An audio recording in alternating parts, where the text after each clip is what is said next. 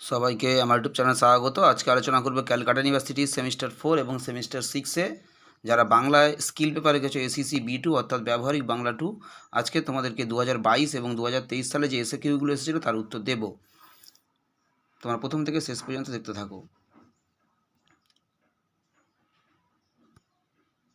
আজকে তোমাদেরকে যে এসএ কিউগুলো দিচ্ছি 2022 সালের এবং 23 সালের। 2022 সালে সেমিস্টার 4-এ যে এসএ কিউগুলো এসেছিলো তার উত্তর দেব, এবং তার পাশাপাশি 2023 সালে যে এসএ কিউগুলো এসেছিলো 4 নম্বর সেমিস্টারে তার উত্তর তোমাদেরকে ভিডিওতে আজকে দেব। এই উত্তরগুলো 4 নম্বর এবং 6 নম্বর দুটো সেমিস্টারের ছাত্রছাত্রীরাই তোমরা পড়তে পারবে, কারণ একই সিলেবাসে 4 নম্বর এবং 6 নম্বর দুটো সেমিস্টারের ছাত্রছাত্রীদের পরীক্ষা দিতে হয়। তাই 4 নম্বর সেমিস্টারে যে শর্ট প্রশ্নগুলো এসেছিলো সেগুলো যেমন 6 নম্বর সেমিস্টারের ছাত্রছাত্রীর জন্য ইম্পর্ট্যান্ট, তেমনি একই রকমভাবে 6 নম্বর সেমিস্টারে যে শর্ট প্রশ্নগুলো এসেছিলো সেগুলো 4 নম্বর সেমিস্টারের ছাত্রছাত্রীরাও পড়তে পারবে এবং তাদের জন্য সেগুলো গুরুত্বপূর্ণ।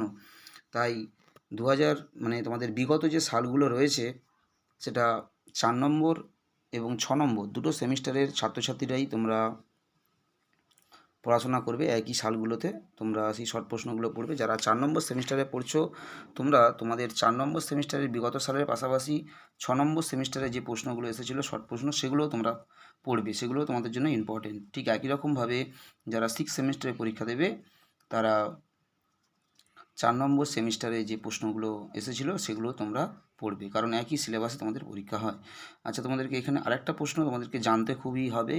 তোমাদেরকে প্রত্যেককে আইপিএতে যে অক্ষরগুলো ব্যবহার করা হয়, কোনো বাংলা শব্দকে যখন আইপিএতে রূপান্তরিত করা হয় এবং রোমীয় বর্ণমালাতে রূপান্তরিত করা হয়, তোমাদের যে যে অক্ষরগুলো ব্যবহার করতে হয় সেগুলো তো সবার আগে তোমাদের জানতে হবে।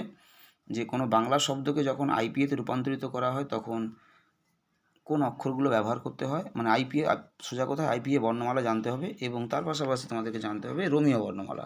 কোনো বাংলা শব্দকে যখন রোমীয় লিপিতে বা তোমাদেরকে রোমীয় শব্দে রূপান্তরিত করা হবে ঠিক তখন তোমাদেরকে রোমীয় বর্ণমালার কোন অক্ষরগুলো ব্যবহার করতে হবে তোমাদেরকে সেগুলো জানতে হবে।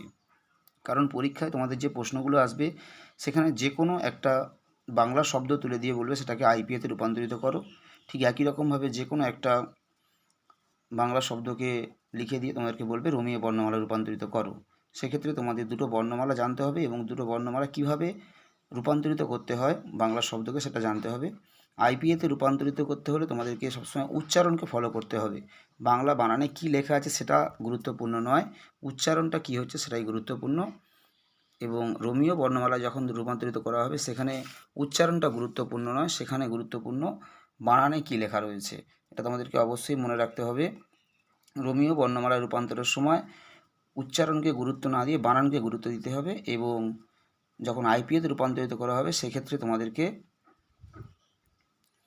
বানানকে গুরুত্ব না দিয়ে উচ্চারণ কী হচ্ছে সেটাকে গুরুত্ব দিতে হবে। আমি আইপিএ কেমন করতে হয় তার একটা ভিডিও তোমাদেরকে দিয়েছি, যারা এখনও পর্যন্ত দেখোনি বা আইপিএ কীভাবে রূপান্তরিত করতে হয় জানো না, তোমরা চ্যানেলে প্লে লিস্ট রয়েছে, সেখানে সেক পেপার 4 এবং 6 সেমিস্টারের যে সেক পেপারের লিস্ট রয়েছে সেই লিস্টে ভিডিও রয়েছে কীভাবে আইপিএতে রূপান্তরিত করতে হয়, তোমরা দেখলেই বুঝতে পারবে।